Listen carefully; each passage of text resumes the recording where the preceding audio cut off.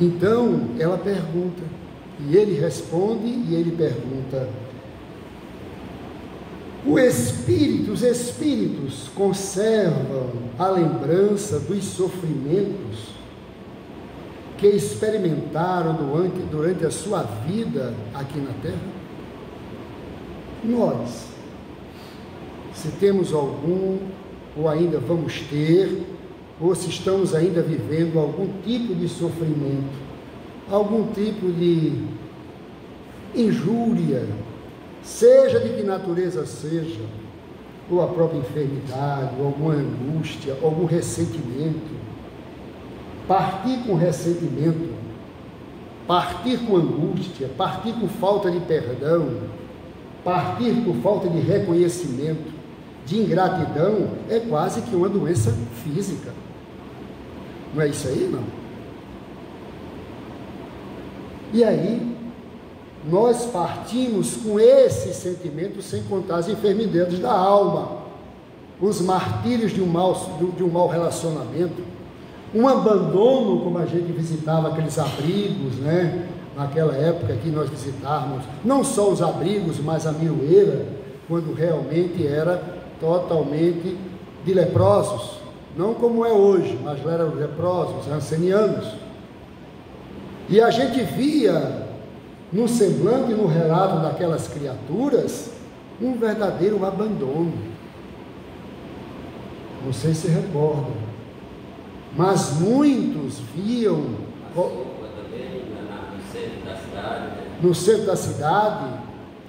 Então a gente via nesses locais, a gente via no próprio Miroeira, almas que vinham do interior, eram colocadas ali, não eram almas maduras, né, de idade, com 60, 70 anos, eram variadas idades, jovens, medianas idades, e os mais idosos eram jogados ali, colocados ali, e não mais recebia visitas, não mais retornava aos seus familiares para saber. E a gente via o semblante daquelas criaturas tristes, abandonadas totalmente, porque a doença naquela época parecia que se vivia na época de Jesus. Lembra como eram os leprosos na época de Jesus? Um pouquinho melhor, porque tinha um local para acolhê-los. Lá era na caverna, aqui era na Miroeira. Mas a solidão imperava naquelas almas. De você olhar o semblante de queixumes, de tristeza, porque foram lançados ali, porque a doença não podia viver em sociedade, muito menos com a família, porque era contagiosa, até aquela época. Maridos, e a história é interessante, maridos, conheci um, nunca mais esqueço, jovem, a minha idade, bem jovem, e ele triste no corredor, que dava para o centro lá, dos pavilhões, ele encostado, a gente ia, visitava, né, ia cada leito, e eu vi encostado, olhando lá para a instituição. Eu me aproximei e disse: tudo bem? Ele olhou para mim e fez: tudo bem. Eu digo: como é o teu nome? Ele falou o nome, não lembro. Eu disse: faz muito tempo que você está aqui? Não, faz 2 semanas. O braço estava todo enfaixado. E eu: você veio de onde? Não, eu vim do Rio. Do Rio de Janeiro para cá? É muito longe. Não, mas eu sou daqui. Ah, você é daqui? Sim. E o que foi fazer no Rio de Janeiro e depois voltou? É uma história longa. E ficou acanhado e disse: e hoje você está aqui, tem familiar aqui? Quem visita? Minha filha e minha ex-esposa. Vem mais tarde. Sua ex-esposa? E como foi essa história que você veio bater aqui? Eles: não, é porque eu sou caminhoneiro, e o senhor sabe como é a história de caminhoneiro, né? Sempre viajando, e teve um dia que eu fui para o Rio de Janeiro e comecei a ir para o Rio de Janeiro, viagem para o Rio de Janeiro e terminou se engraçando por uma carioca mais jovem. E essa paixão foi tanta que eu deixei. Numa viagem fui e não voltei mais. Fiquei por lá. E deixei minha mulher, minha esposa, minha filha. E fui, me separei e fui morar com ela lá. E passamos momentos, vivemos um tempo. E foi quando eu descobri que estava com uma doença. E aí, quando eu descobri que estava com a doença, a minha esposa me abandonou. Eu digo, qual esposa? A que você estava lá, que saiu daqui para ir para lá? Eu tinha uma casa lá, tinha tudo, e ela disse se eu não saísse para se tratar, ela não ficaria mais comigo, e saiu de casa e me botou para fora, na verdade, ficou com a casa, enfim. E eu não tenho ninguém lá e eu fiquei na rua, né? Ficou perdido, depois de quase 15 anos. E a única coisa que eu tinha que fazer era pedir, voltar para cá. E quando eu cheguei aqui, o hospital me acolheu. Me perguntaram se eu tinha família, eu disse que não tinha uma filha aqui, tá? E a minha esposa, foi quando a ex-esposa soube e veio correndo para dar todo o suporte. Eu digo, então, quer dizer, a esposa que você deixou hoje é que está lhe dando todo o suporte. Ela é minha filha, né? Eu tenho uma filha com ela e tal. E vem toda semana, toda semana que pode, estão aqui. E que coisa interessante, que história bonita, não é? Ele fez, muito bonita. E a sua esposa disse, não, deixei a casa lá com ela e não tive mais notícia. Eu digo, que bom, não é? Ficou a lição, não é? E ficou o amor verdadeiro. E ela hoje, casou ela? Não é casada não. E hoje ela está dedicando a vida a cuidar de você. Que maravilha, agradeço a Deus e conversamos mais, enfim. E ficou essa história na nossa mente. Não é? E aí pergunta-se o sofrimento. Qual será o sofrimento de uma alma que não compreende esse momento, essa experiência que está vivendo?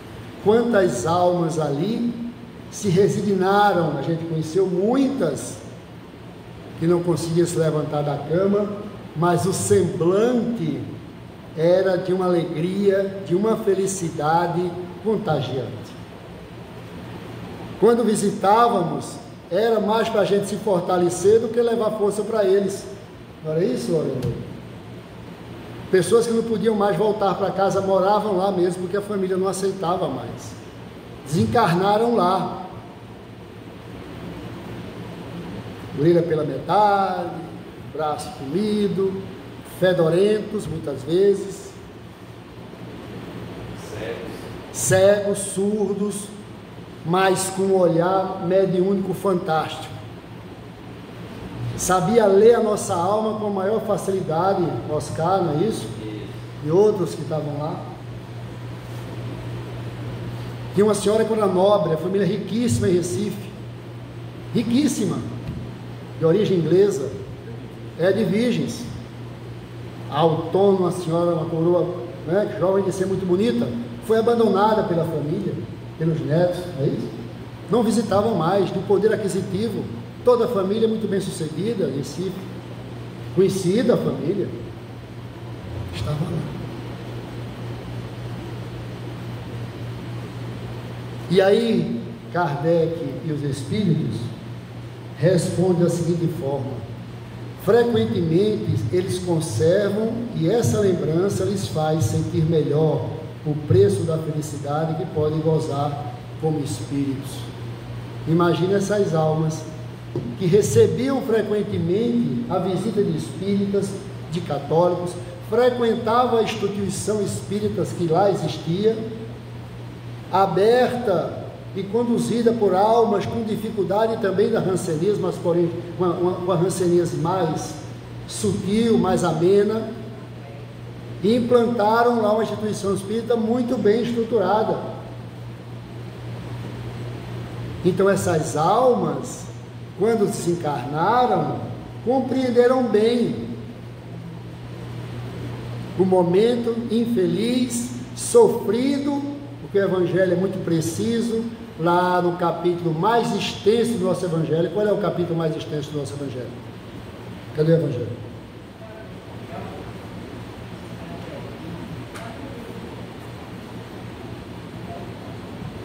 Qual é o capítulo mais extenso do nosso Evangelho? Eu acho que é o 5. Acha que é o 5. E esse 5 retrata o quê?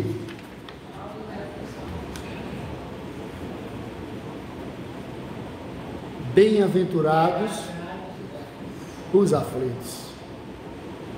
Não é? E esse item é fantástico. Ele nos diz o bem e o mal sofrer. Não é verdade? Bem-aventurados os aflitos, pode então traduzir assim: bem-aventurados que têm a ocasião de provar sua fé, sua firmeza, sua perseverança, sua submissão à vontade de Deus, porque terão centuplicada a alegria que lhes falta na terra, porque depois do labor virá o repouso. Não é isso?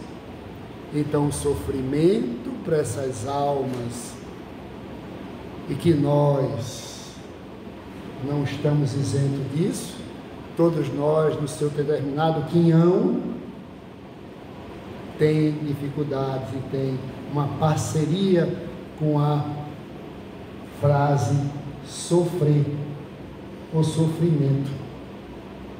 A diferença, sofrer, que você sofre por pouco tempo, e o pior é quando você carrega esse sofrer a longo tempo, se chama-se sofrimento, porque você alimenta aquela situação de penúria e maltrato a si mesmo, autoflagelação, carregando aquele momento difícil para o resto de sua existência. Quando fica curado, ainda fica lembrando o que curou, da doença, da dificuldade que passou.